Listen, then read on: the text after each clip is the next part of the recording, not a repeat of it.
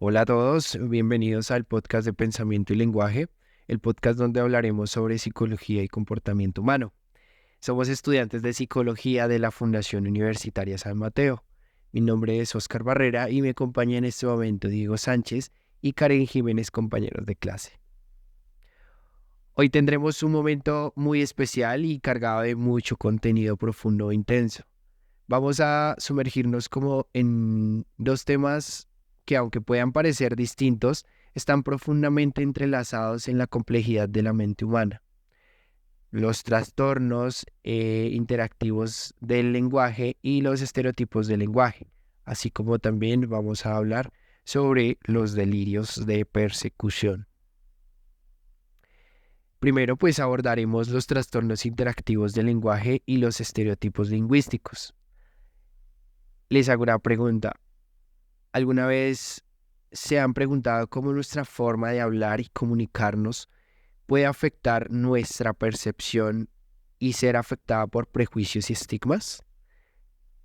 Hablaremos de sobre cómo se forman estos estereotipos, su impacto en nuestras interacciones diarias y sociales y cómo los trastornos del lenguaje pueden influir en nuestra comunicación y relaciones sociales. Luego de esto nos adentraremos en el inquietante mundo de los delirios de la persecución. Estas creencias irracionales y profundamente arraigadas, permeadas de ser objeto de persecución o daño, pueden afectar gravemente la vida de quienes experimentan esto. Exploraremos las causas, las manifestaciones, el impacto de estos delirios y así como las estrategias o diferentes estrategias, valga la redundancia, y tratamientos disponibles que puedan ayudar a quienes lo padecen. Los trastornos interactivos del lenguaje generalmente pueden implicar en algunas alteraciones en varias áreas del cerebro. Las dos regiones que generalmente son afectadas o son clave en el procesamiento del lenguaje son el área de Broca y el área de Wernicke. Entonces, pues vamos a iniciar con el área de Broca, que pues se encuentra situada en el lóbulo frontal izquierdo.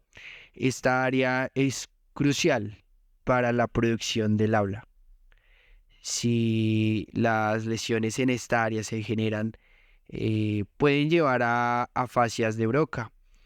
Y pues que estas afasias de Broca son caracterizadas por dificultades de la producción del mismo lenguaje, pero hay cosas que también llegan a generar la afectación y la comprensión. Eh, es decir, que aunque pues esta parte se encarga de la producción del lenguaje, la comprensión puede estar relativamente intacta también. Entonces, pues como es una parte que llega a afectar mucho al individuo. Ahora, pues ya trasladándonos como tal a el área de Wernicke, que se encuentra ubicada en el lóbulo temporal izquierdo. Esta área es esencial para la comprensión del lenguaje. Por ende, el área de Broca y la área de Wernicke están entrelazadas en sí o se relacionan bastante. Las lesiones en esta área de Wernicke pueden resultar en afasias de Wernicke, donde los individuos pueden producir un habla fluida, pero sin ningún tipo de sentido, o tienen dificultades significativas para comprender el lenguaje que reciben o la información que reciben por medio del lenguaje. Además, estas áreas y otras regiones del cerebro o conexiones cerebrales también están implicadas en los trastornos del lenguaje, como el fascículo arqueado que conecta al área de Broca y el área de Wernicke. También puede ser el córtex prefrontal, que está involucrado en los aspectos más complejos del procesamiento y uso del lenguaje, como la parte más procesal, eh, y que inicia con armar partes del lenguaje para llegar a generar una comprensión en sí. Toda esta información pues la hemos sacado de varias fuentes muy significativas, que es Catani 2005. Y tenemos un autor que nos habla de esto, que es Gorno Tempini, en su estudio que se hizo en el 2011 sobre el área de Wernicke. Y el área de Broca pues es hablado por Drunkers en el año 2007. Estas citas se las hago para que se tenga en cuenta como tal la información que nosotros estuvimos consultando, para comprender mucho mejor y poderles brindar a ustedes como la información de una forma más dinámica. Por parte ya de los estereotipos del lenguaje, que en general los estereotipos del lenguaje implican un proceso cognitivo y social que también están mediados por diversas estructuras cerebrales.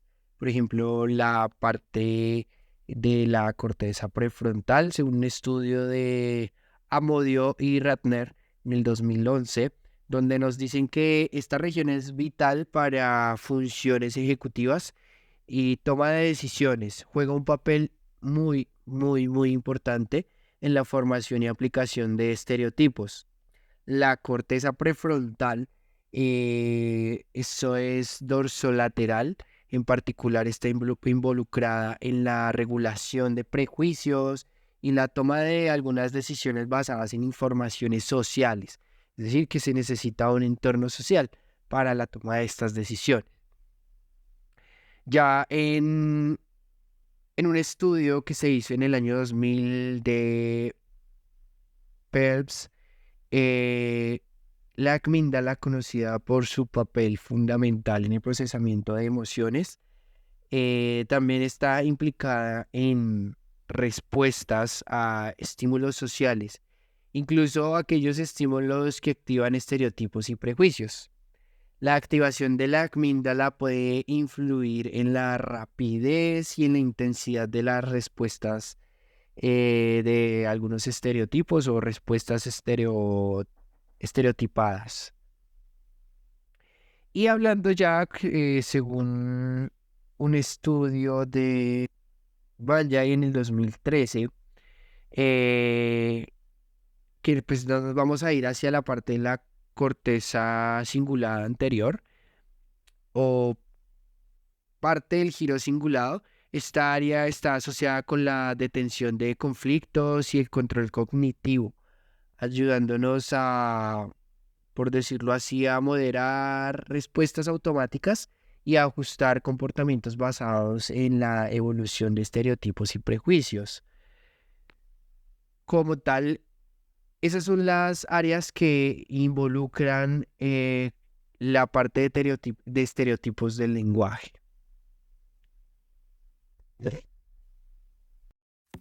Hola, buenas noches. Mi nombre es Karen Jiménez y voy a hablarles sobre los estereotipos del lenguaje. Estos temas no son solo relevantes para la psicología y la lingüística, sino también para entender mejor nuestras interacciones cotidianas y cómo nos comunicamos. Los trastornos interactivos del lenguaje afectan la capacidad en una persona para comunicarse de manera efectiva. Estos trastornos pueden manifestarse de muchas formas, puede ir desde dificultades para generar o comprender el lenguaje hasta problemas con la llamada pragmática del lenguaje. Podemos dar como ejemplo el trastorno del espectro autista, en donde los individuos pueden tener dificultades significativas con la comunicación social y la interacción. Según lo que consulté en el DSM-5, los trastornos de la comunicación incluyen trastornos de lenguaje, también trastorno fonológico, trastorno de la fluidez de inicio de la infancia, esto viene siendo tartamudeo, y el trastorno de la comunicación social, que es lo pragmático. Estos pueden afectar significativamente el desarrollo académico y social de una persona. Los estereotipos del lenguaje nos estamos refiriendo a las creencias y actitudes preconcebidas sobre cómo hablan ciertas personas o grupos. Estos estereotipos pueden basarse en factores como el género, la etnia, la edad o el estatus socioeconómico. La literatura normalmente nos ha mostrado que estos estereotipos pueden influir en la percepción y el juicio que hacemos hacia los demás. Por ejemplo, se ha encontrado que los estereotipos de género pueden afectar cómo se percibe la competencia de una persona en función de su forma de hablar.